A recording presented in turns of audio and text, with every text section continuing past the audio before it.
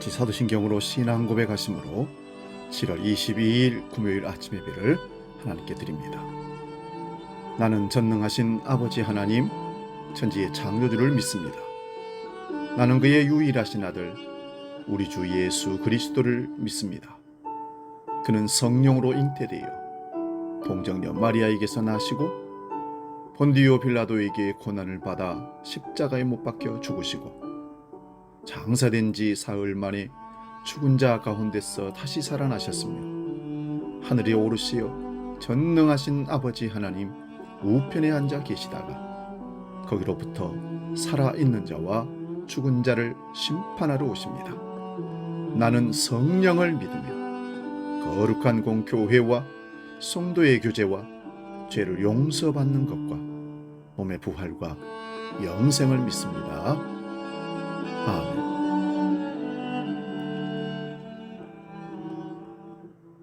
찬송가 430장 주와 같이 길 가는 것 함께 찬송합니다.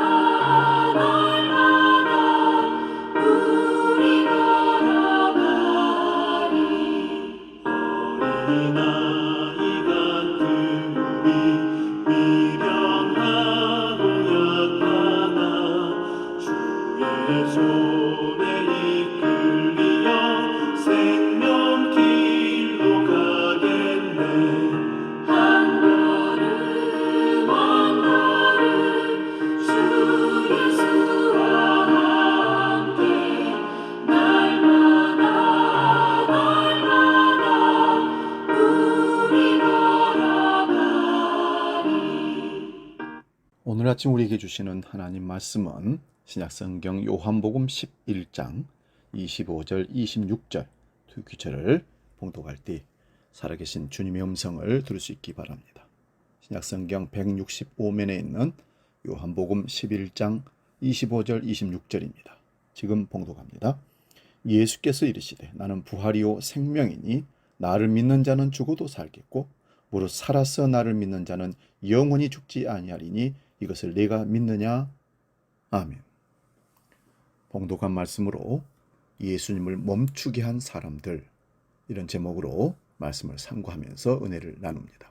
예수님을 멈추게 한 사람들.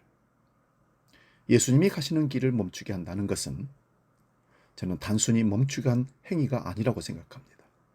인간이 전능하신 하나님을 멈추게 한 사건입니다. 어떤 이유로 인간이 하나님을 멈추게 할 수 있을까요? 이 세상 바쁜 길을 살아가는 사람들을 그 사람의 사정과 상관없이 내아를 위해서 그 사람을 멈추게 할 수는 없습니다.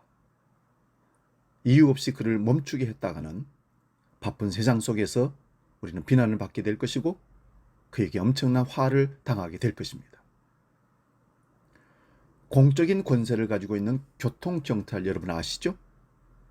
아무리 바쁘게 달려가는 차일지라도 경찰이 위법하다고 생각하면 언제든지 멈출 수 있는 권세가 있습니다. 그런데 그보다 더 비교할 수 없는 하나님을 멈추게 한다는 것은 사건 중에 사건일 수 있습니다. 오늘 본문은 예수님이 마리아에게 나는 부활이요 생명이니 나를 믿는 자는 죽어도 살겠고 무릇 살아서 나를 믿는 자는 영원히 죽지 아니하리니 이것을 네가 믿느냐 말씀하신 뒤에 죽은 나사로를 살리신 내용이 쭉 기록되고 있습니다. 하지만 이 사건을 목격한 수지자 베드로는 오히려 살아도 죽은 자가 되어버렸습니다. 예수를 믿고 따르는 자가 당연히 해야 할 일이라고 생각한 행동이 오히려 예수님 앞을 가로막기 때문입니다. 베드로에게는 두 가지 걸림돌이 있었습니다. 첫 번째는 예수님이 죽은 나사로를 살리신 후 십자가를 지기 위해 제자들을 향해 예루살렘으로 올라가자고 했을 때 예수님 앞을 가로막았습니다. 안 됩니다. 당신은 결코 십자가에 죽어서는 안 됩니다. 두 번째는요, 감람산에서 마지막 기도를 마친 후 예수님을 잡기 위해 가룟 유다가 성전 수비대 로마 군병들을 데리고 대제사장의 종들이 함께 찾아왔을 때 베드로가 칼을 들고 나섰습니다. 베드로는 그 자기의 입장에서 두 사건 모두 예수님의 제자로서 당연히 할 수 있는 행동이라고 그는 나타내 보였을 것입니다. 예수님은 절대 십자가에 죽을 수 없습니다. 그리고 가룟 유다가 군병들을 데리고 왔을 때 절대 우리 선생님을 잡아갈 수 없다. 칼로 앞장섰던 것입니다. 베드로가 생각한 의로운 행동에 대한 예수님의 판단은 전혀 달랐습니다. 십자가를 지기 위해 예루살렘을 올라가는 길을 막은 베드로의 첫 번째 행위에 대한 예수님의 평가는 사탄아라고 수제자 베드로를 질타했습니다.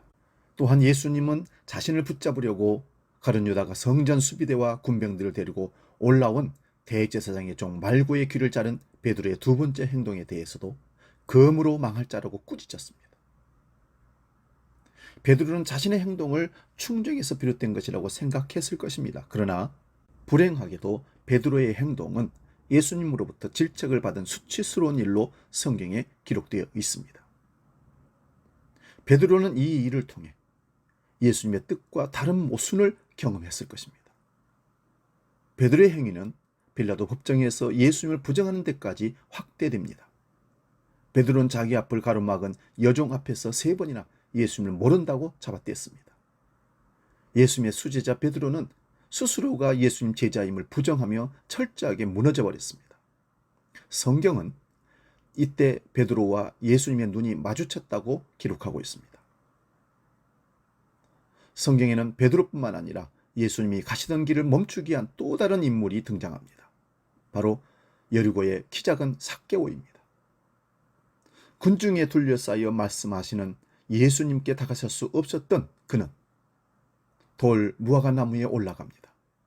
옛날 말로는 뽕나무 위에 올라갑니다. 그 모습을 쳐다본 예수님이 가던 길을 멈추고 삭개오를 부릅니다.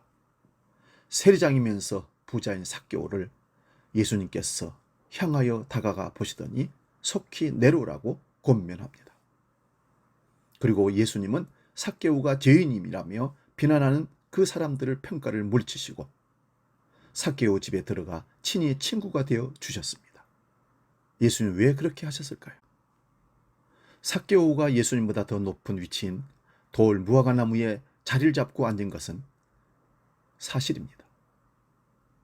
그러나 그 자리는 자신의 높음을 거절하고 예수님 앞에서 낮아지려는 겸손의 자리였습니다. 환경적으로는 높은 나무에 있었지만 삭개오의 마음은 낮은 자리에 예수님을 향해 있었던 것입니다. 자신의 잘못을 돌아보는 회개의 자리가 그 돌 무화과 나무 위였다는 것입니다. 그는 예수님 앞에서 소유의 절반을 가난한 자들에게 주겠고 만일 누구의 것을 속여 빼앗은 일이 있으면 대갑절이나 갚겠다고 예수님 앞에서 말합니다. 삭개오가 올라간 돌 무화과 나무 자리는 높았지만 그 자신은 낮아지는 자리였던 것입니다. 저는 우리 한국 교회를 보면 안타까운 소식이 종종 들립니다. 지도자급인 목회자들 가운데 주님의 뜻이라며 행하는 일과 행위들이 하나님 보시기에 오히려 걸림돌로 확인되는 일들이 뉴스에 등장하기도 합니다. 지금 이 시대는 스스로 낮아지고 깊은 회개가 필요할 때라고 저는 믿습니다. 나의 가는 길이 행여 예수님의 길을 가로막는 걸림돌은 아닌지 수시로 되돌아봐야 합니다. 나아가 복음의 생명을 되찾는 부활의 디딤돌로 만들어가는 저와 여러분 될 수 있기를 주의 이름으로 축원드립니다. 기도하겠습니다. 살아계신 아버지 하나님, 오늘도 우리는 주님 앞에 섰습니다. 겸손히 주님 앞에 더 내려진 모습으로 회개하며 설 수 있기를 원합니다. 주여, 우리가 주님의 걸음을 멈추게 할 수 있는 사람들을 어떤 사람인지를 알게 되었습니다. 연약하고 회개하고 통회하고 자복하는 자들에게 주님은 다가오셔서 멈춰서서 그를 부르시고 구원을 선포하십니다. 삭개오가 그런 사람이었던 것을 봅니다. 오늘 우리는 우리 있는 자리가 높든 낮든 상관없이 주님 앞에 항상 통회하고 자복하며 낮은 자리로 항상 주님 말씀에 순종하는 자로 나아가는 복된 주의 백성 되게 하여 주시옵소서. 오늘도 우리는 그런 자리에서 주님을 멈춰서게 하고 싶습니다. 능력의 주님이 우리 삶 가운데 멈춰서서 개입하신다면 우리 모든 문제를 해결하고 주님 옆에 멋진 종으로 그리스도인으로 사명 감당하는 사람으로 설 줄로 믿습니다. 이제는 주기도로 함께 기도합니다. 하늘에 계신 우리 아버지, 아버지의 이름을 거룩하게 하시며 아버지 나라가 오게 하시며 아버지의 뜻이 하늘에서와 같이 땅에서도 이루어지게 하소서. 오늘 우리에게 일용할 양식을 주시고 우리가 우리에게 잘못한 사람을 용서하여 준 것 같이 우리 죄를 용서하여 주시고 우리를 시험에 빠지지 않게 하시고 악에서 구하소서. 나라와 권능과 영광이 영원히 아버지의 것입니다. 아멘.